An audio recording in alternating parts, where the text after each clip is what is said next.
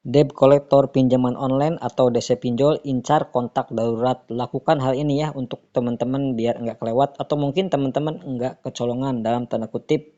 Ya oke, tapi sebelum membahas itu saya ingin sampaikan ya teman-teman bahwa saya tidak membuka jasa konsultasi apapun dan ataupun apapun itulah ya berhubungan dengan pinjaman online. Kalau ada itu bukan dari saya ya teman-teman.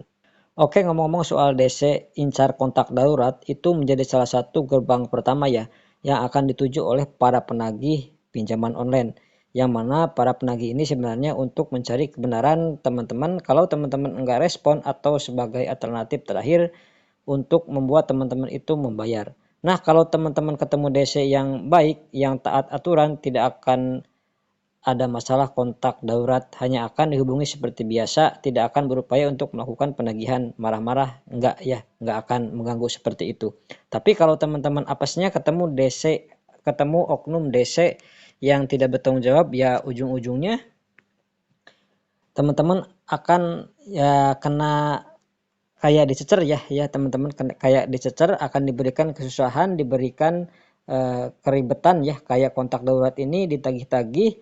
Padahal sebenarnya kontak darurat itu tidak boleh ditagih ya teman-teman. Ini kan bahaya karena kontak darurat akan merasa cemas, merasa stres, dia nggak ngerti apa-apa, kok tiba-tiba kena masalah seperti ini. Kan nggak enak dan nggak boleh ya teman-teman. Sebenarnya jadi apa baiknya dan bagaimana ke depannya? Jawabannya cuma satu ya teman-teman. Jawabannya cuma satu, teman-teman harus segera curi start atau satu langkah lebih maju. Ya teman-teman harus menghubungi kontak darurat itu yang kalian daftarkan, jelaskan bahwa teman-teman itu terkena musibah tidak bisa membayar pinjaman online, dan berikan pemahaman kepada kontak darurat teman-teman bahwa ini bukan masalah yang besar. Mereka tidak bertanggung jawab untuk masalah hutang-hutang seperti ini. Mereka hanya dihubungi karena karena teman-teman mendaftarkan sebagai kontak darurat. Pertama mungkin minta maaf terutama buat teman-teman tidak melakukan izin terlebih dahulu gitu ya ke kontak darurat, melakukan minta maaf, kemudian ke teman-teman jelaskan bahwa abaikan aja, nggak usah terlalu digubris karena ya ini kesalahan teman-teman, karena ya harusnya mereka tidak akan kena dampak apapun karena memang secara undang-undang kontak darurat ya sekedar kontak darurat, bukan untuk tempat penagihan dan tidak akan terkena imbas apapun itu yang terjadi.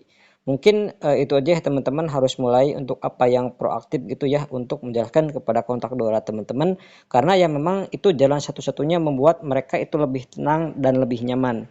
Jadi segitu dulu di video kali ini, mudah-mudahan informasi ini bermanfaat untuk teman-teman. Mohon maaf bila ada salah-salah kata, saya pamit. Wassalamualaikum warahmatullahi wabarakatuh.